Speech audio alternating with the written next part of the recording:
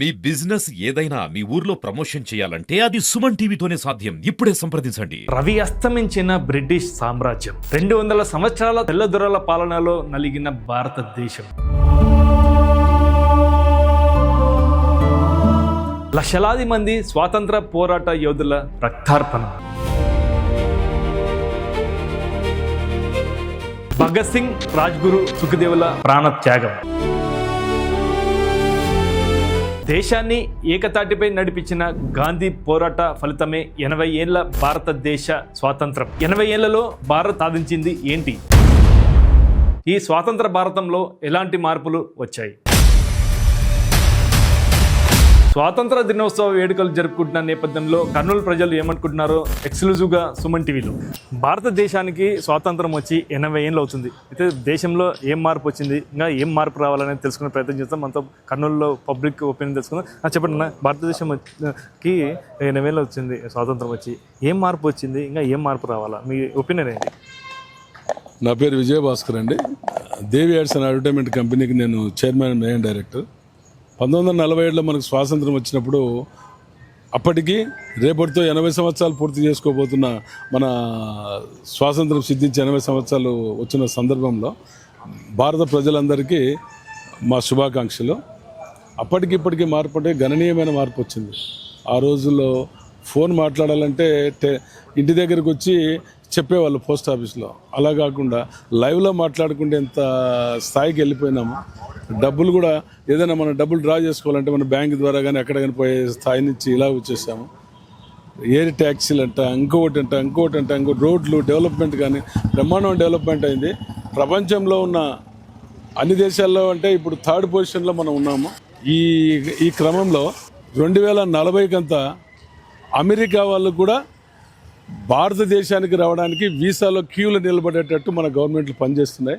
అది చాలా సంతోషం. మనం ఎలాగైతే ఇప్పుడు అమెరికాకు వెళ్ళాలంటే క్యూలో నిలబడి మనం వీసా కోసం ట్రై చేస్తున్నామో, అక్కడ పౌరసత్వం కోసం వీసా కోసం ట్రై చేస్తున్నామో, మళ్ళీ 2047కంతా అక్కడి ప్రజలు కూడా భారతదేశానికి రావాలంటే కూడా అట్లా క్యూలో నిలబడి డెవలప్ అయిన కంట్రీ చదువుకోవడానికి కానీ వ్యాపారాలు చేయడానికి కానీ రావాల్సిన పరిస్థితులు కూడా వచ్చేస్తాయి. ఇక్కడ ప్రజలందరూ కూడా చాలా తెలివైన వాళ్ళు.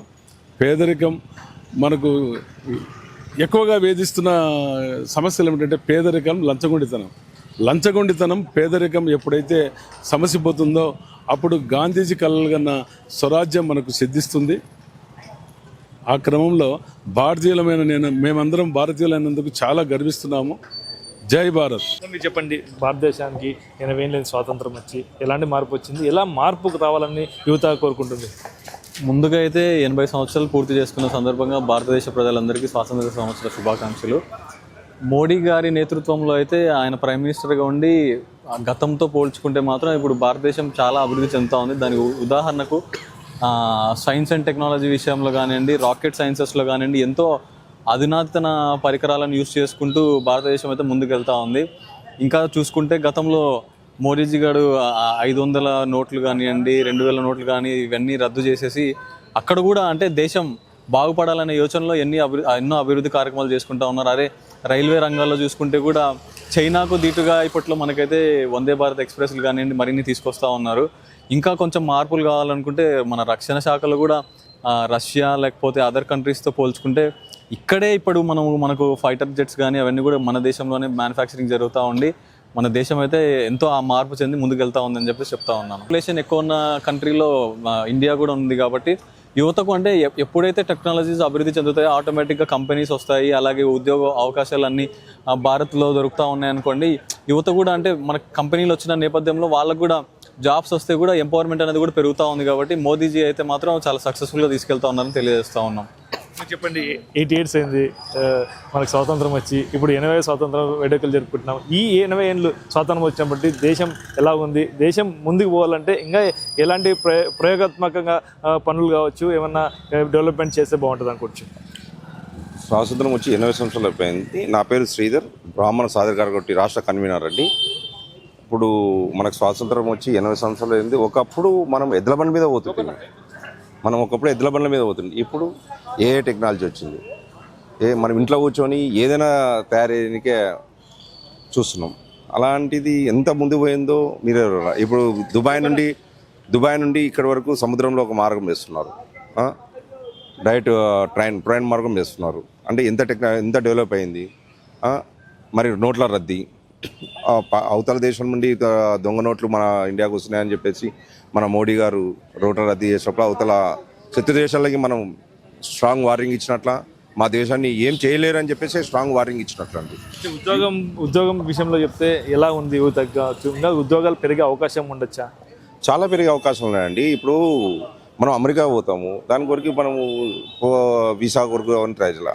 అలాంటి ఇబ్బంది పడకూడదనే మన మోడీ గారు ఇక్కడనే డెవలప్ చేయాలి, యూత్కి డెవలప్ చేయాలి. ఫ్యాక్టరీస్ కానీ ఫైటర్ జెట్స్, ఇప్పుడు ఫైటర్ జెట్స్ మన రాయలసీమ పడుతుంది. ఒకప్పుడు మన రాయలసీమ రత్నాల సీమ అంటుంది, ఇప్పుడు రాయలసీమ అయింది. అదే రాయలసీమని ఇప్పుడు మళ్ళా చంద్రబాబు నాయుడు గారు కానీ, లోకేష్ బాబు కానీ, భరత్ గారు కానీ దాన్ని మళ్ళీ రత్నాలసీమగా మారుస్తున్నారు.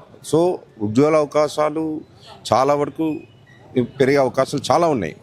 మనము ఎన్ని ఉన్నాయంటే ఇప్పుడు మీరే చూస్తున్నారు. ఇప్పుడు కియాలో ఎన్ని జాబ్స్ పడినాయి మీకు తెలుసు. ఇప్పుడు ఓరకల్లో ఎన్ని ఫ్యాక్టరీస్ పడుతున్నాయి మీకు మీడియా వరకు మేము చెప్పాల్సిన అవసరం లేదు. సోలార్ ఉంది, కియా రాయలసీమ, అది రిలయన్స్ వచ్చింది. సో ఉద్యోగ అవకాశాలు చాలా పెరుగుతున్నాయి. అంటే రాయలసీమ కాదు, ఇప్పుడు రత్నాలసీమగా మారబోతుంది. సో మీరే చూడాలని 10 ఏళ్ల కిందకి ఇప్పుడు ఎలా ఉందో డెవలప్మెంట్ మీరే చూడాలండి. విన్నారు కదండి, 80 ఏళ్లలో భారత్ సాధించింది ఏంటి, భారత్ సాధించబోయేదేంటో మరిన్ని ఇంట్రెస్ట్ వీడియోలో మళ్ళీ కలుద్దాం. చూస్తూనే ఉండండి Suman TV. Thank you very much.